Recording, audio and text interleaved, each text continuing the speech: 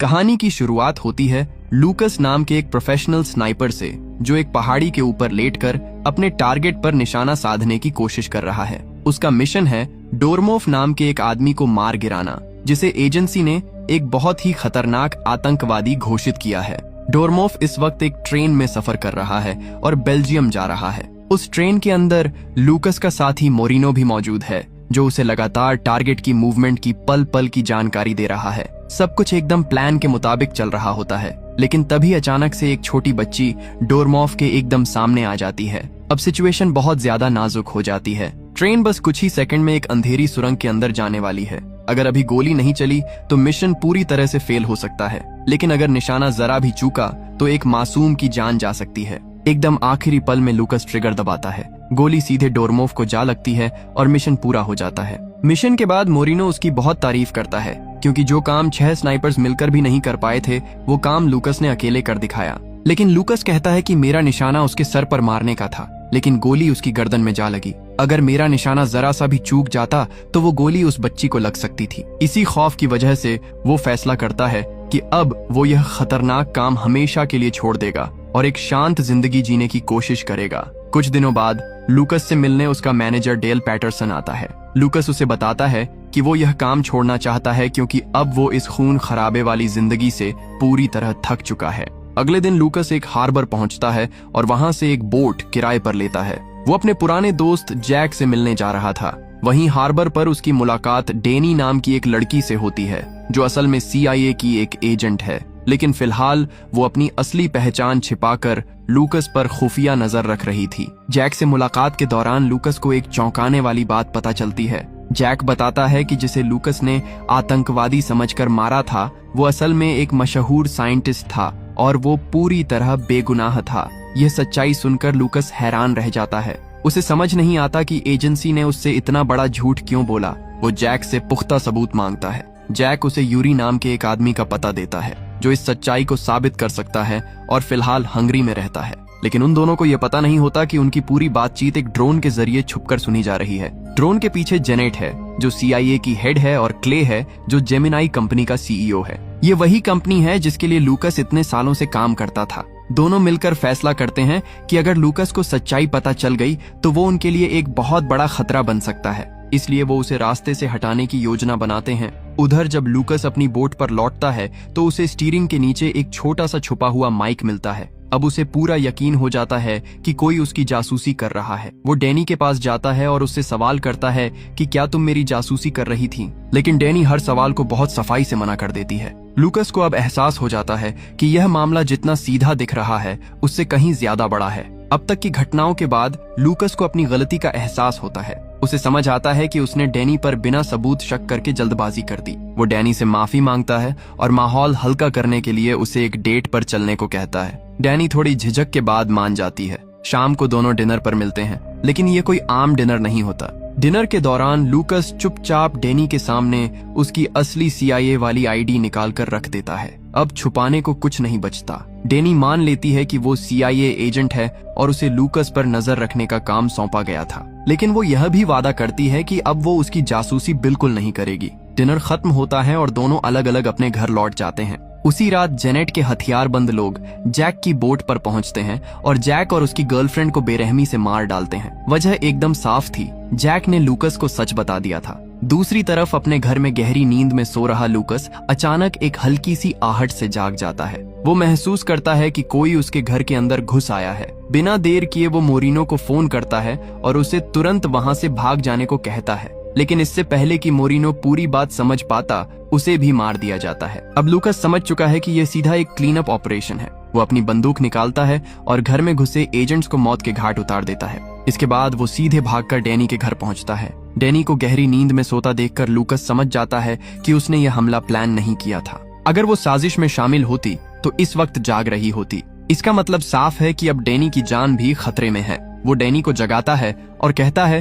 कि उन्हें जान बचाने के लिए तुरंत यहाँ से निकलना होगा। डैनी बोट की चाबी लेने अंदर जाती है, तभी एक एजेंट उस पर जानलेवा हमला कर देता है। लेकिन डैनी भी एक ट्रेन्ड एजेंट है। दोनों के बीच जबरदस्त हाथापाई होती है। आखिरकार डैनी उसे अपने काबू में कर लेती है, उसकी बंदूक छीन लेती है और कड़ी पूछताछ करती है। उसे पता चलता है कि यह सब खुद जेनेट के सीधे आदेश पर हुआ है। कुछ देर बाद लूकस भी वहां पहुंच जाता है। डेनी उसे सारी सच्चाई बताती है। अब दोनों अच्छे से समझ चुके हैं कि वे एक ही खेल में फंसे हैं, इसलिए वे साथ मिलकर भागने का फैसला करते हैं। दोनों एक स्पीड बोट में बैठकर वहां से रातों रात निकल जाते हैं। अगली सुबह वे एक समुद्र किनारे पहुंचते हैं, जहां लूकस डेनी का जख्म साफ कर रहा होता है। तभी उनका पुराना दोस्त अपना हेलीकॉप्टर लेकर वहां उतरता है, जिसका नाम बेरी है। बेरी एक ऐसा माहिर पायलट है जो प्लेन से लेकर रॉकेट तक उड़ा सकता है। उधर क्ले गुस्से में जेनेट से मिलता है। वो बहुत नाराज है क्योंकि इतने सारे एजेंट्स मिलकर भी लूकस को खत्म नहीं कर पाए। अब क्ले खुद पूरा मामला संभालने का फैसला करता है। वो अपने सबसे खास स्नाइपर को लूकस को मारने का मिशन सौंपता है। लूकस पैटरसन को फोन मिलाता है और पूरी सच्चाई बताता है। पैटरसन साफ कह देता है कि जेमिनाई और CIA दोनों बहुत ऊंची ताकतें हैं। वो खुलकर लूकस की मदद नहीं कर सकता, लेकिन वो एक बहुत बड़ा राज बताता है। डोरमॉफ कोई आतंकवादी नहीं था, वो एक मशहूर साइंटिस्ट था। जब उसने जेमिनाई के लिए काम करने से साफ इनकार कर दिया, तब क्ले ने उसे मरवाने का आदेश दिया और लूकस को एक मोहरे की तरह इस्तेमाल किया गया। ये सुनकर लूकस के अंदर गुस्सा और पछतावा दोनों भर जाते हैं। इसके बाद लूकस, डेनी और बेरी कोलंबिया देश पहुंचते हैं और एक सुरक्षित होटल में रुकते हैं। अगली सुबह लूकस की नजर सामने वाली ऊंची बिल्डिंग पर पड़ती है। वहां एक स्नाइपर पूरी तरह से तैयार मौजूद है। लूकस समझ जाता है कि खेल शुरू हो चुका है। वो होटल से बाहर निकलता है ताकि स्नाइपर सिर्फ उसका पीछा करे और डेनी और बेरी वहां से सुरक्षित निकल सकें। जैसे ही वो बाहर आता है, खतरनाक पीछा शुरू हो जाता है। जल्द ही दोनों के बीच भारी गोलीबारी छिड़ जाती है। लेकिन इसी लड़ाई के दौरान लूकस को कुछ बहुत अजीब महसूस होता है। वो स्नाइपर बिल्कुल उसकी ही तरह लड़ रहा है। हर मूवमेंट, हर रणनीति मानो उसका ही एक छोटा वर्जन हो।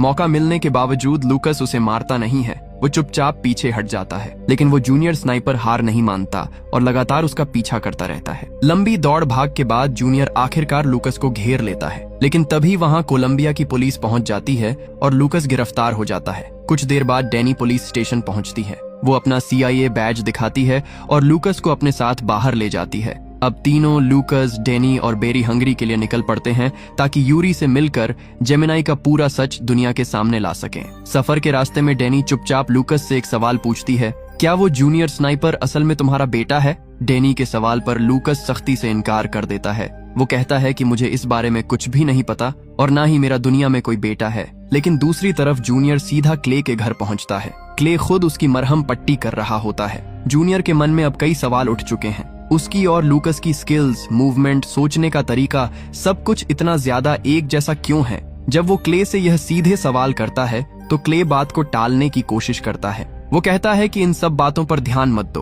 तुम्हारा टारगेट सिर्फ और सिर्फ एक इंसान है, लूकस, और वो इस वक्त हंगरी में है। उधर हंगरी पहुंचकर डेनी एक भरोसेमंद डॉक्टर से छुपकर मिलती है। वो जूनियर के खून का सैंपल देती है और DNA टेस्ट करवाने को कहती है। जब रिपोर्ट आती है तो सच्चाई सबको हिलाकर रख देती है। जूनियर और लूकस का DNA 100% मैच करता है। मतलब जूनियर कोई और नहीं बल्कि खुद लूकस का ही एक क्लोन है। ये खौफनाक सच्चाई सुनकर लूकस के पैरों तले जमीन खिसक जाती है। उसे इस प्रोजेक्ट के बारे में कभी भी कुछ नहीं बताया गया था। इस खुलासे के बाद लूकस सीधा यूरी से मिलने जाता है। यूरी सारी सच्चाई खोल कर रख देता है। डोरमॉफ असल में जेमिनाई के क्लोनिंग प्रोजेक्ट का मुख्य साइंटिस्ट था। इस प्रोजेक्ट का खौफनाक मकसद था लूकस जैसे बेहतरीन स्नाइपर के बहुत सारे क्लोन तैयार करना, ताकि अगर कोई क्लोन मिशन में मारा जाए या पकड़ा जाए तो असली पहचान तक कोई ना पहुंच सके। और जब डोरमॉफ ने इस अमानवीय प्रोजेक्ट पर आगे काम करने से मना किया, तब क्ले ने उसे रास्ते से हटाने के लिए मरवा दिया।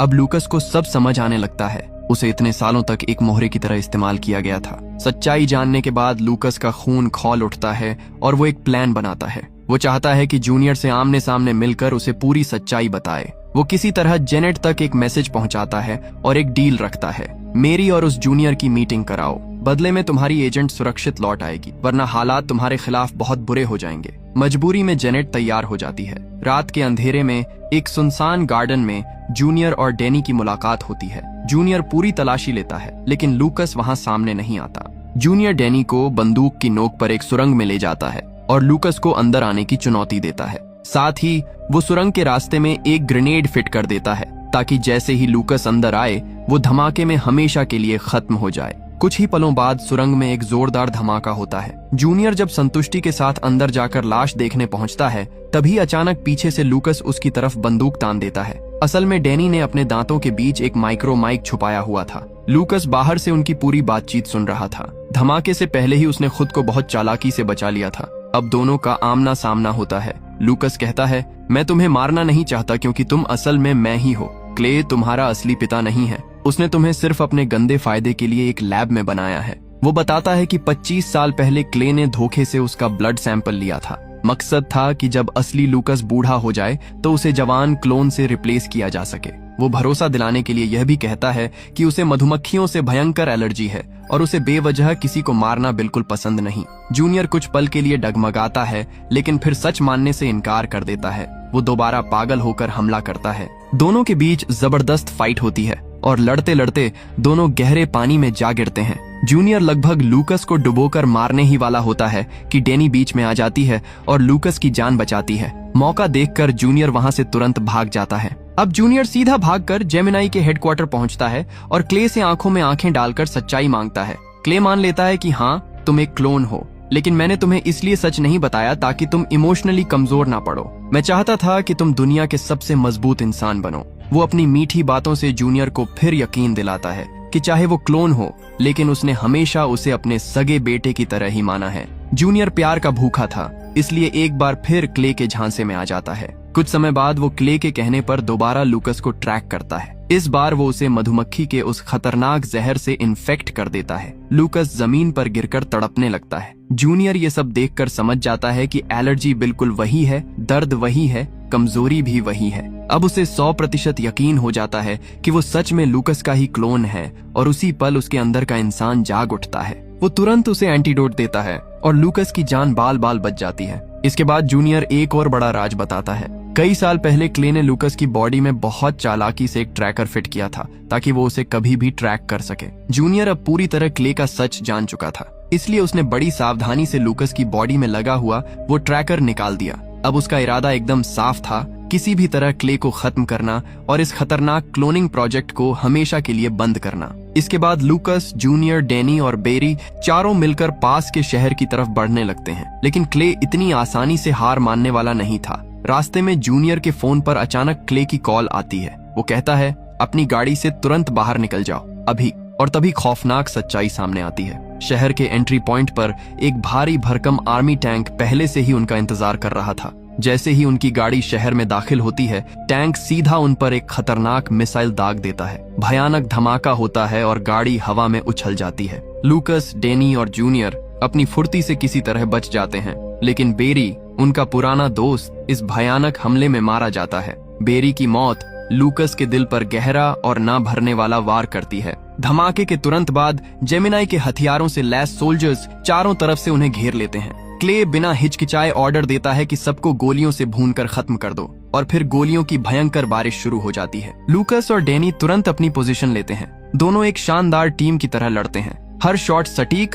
हर मूवमेंट सोच समझकर। लेकिन दुश्मनों की संख्या बहुत ज्यादा थी, इसलिए वे पास के एक पक्के घर में घुसकर डिफेंस लेने का फैसला करते हैं। इसी बीच डेनी के पैर में एक गोली आकर लग जाती है। दर्द के बावजूद वो हिम्मत नहीं हारती और लूकस उसे संभालते हुए अंदर ले जाता है। उधर जूनियर इस पागलपन को रोकने के लिए सीधे क्ले के पास पहुंचता है और हमला रोकने को कहता है, लेकिन क्ले साफ इनकार कर देता है। यह देखकर जूनियर पहली बार उसके खिलाफ पूरी ताकत से खड़ा हो जाता है। वो क्ले पर जोरदार हमला करके उसे वहीं बेहोश कर देता है। इसके बाद वो लूकस की मदद करने के लिए वापस लौटता है। घर के अंदर जबरदस्त फायर फाइट चल रही होती है। जूनियर सोल्जर्स को खत्म करते हुए अंदर घुसता है। तभी एक अजीब सा मास्क पहने हुए ताकतवर सोल्जर उन पर हमला करता है। लूकस, डेनी और जूनियर तीनों मिलकर उस पर अंधाधुंध गोलियां बरसाते हैं। लेकिन अजीब बात यह थी कि उस पर गोलियों का कोई असर ही नहीं हो रहा था, यहाँ तक कि आग भी पूरी तरह बेअसर थी। आखिरकार जूनियर उसके करीब जाता है और लगातार गोलियां चलाता है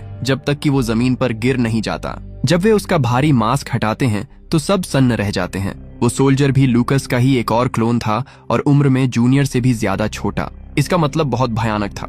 जेमिनाई सिर्फ एक नहीं, पूरी की पूरी क्लोन आर्मी बना चुका था। तभी होश में आया हुआ क्ले वहां पहुंच जाता है। वो मुस्कुराते हुए लूकस से कहता है, तुम्हें तो खुद पर गर्व होना चाहिए। तुम्हारे बेहतरीन डीएनए से हमने दुनिया की एक परफेक्ट आर्मी बनाई है, बिना डर, बिना इमोशन। क्ले शान से बताता है कि उसका मकसद था ऐसी सेना तैयार करना जिसमें असली सैनिकों की जान खतरे में ना पड़े। उसके मुताबिक यह देशभक्ति थी, लेकिन लूकस बहुत अच्छे से समझ चुका था यह देशभक्ति नहीं बल्कि इंसानियत के खिलाफ किया गया एक बहुत बड़ा अपराध था। जूनियर गुस्से में पागल होकर क्ले पर बंदूक तान देता है। लेकिन लूकस उसे रोक लेता है। वो बिल्कुल नहीं चाहता था कि जूनियर भी किसी को मारने का वो भारी बोझ उठाए जो वो खुद सालों से उठाता आ रहा है। इसलिए लूकस खुद बंदूक लेता है और बिना सोचे क्ले की छाती में गोली मार देता है। क्ले के गिरते ही जेमिनाई प्रोजेक्ट का हमेशा के लिए अंत हो जाता है। बाद में लूकस और पैटरसन मिलकर बाकी सभी क्लोन्स को एक नई पहचान दिलाते हैं ताकि वे सामान्य जिंदगी जी सकें,